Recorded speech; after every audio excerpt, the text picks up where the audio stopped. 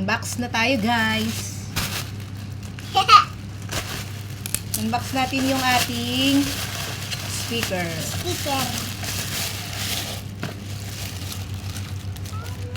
So, di ba safe siya? Oh. Save.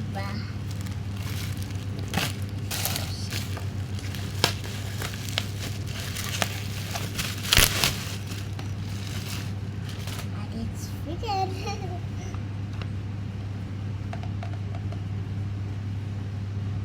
Gusto naman natin. Open na natin. Open. Open na natin. Open sesame.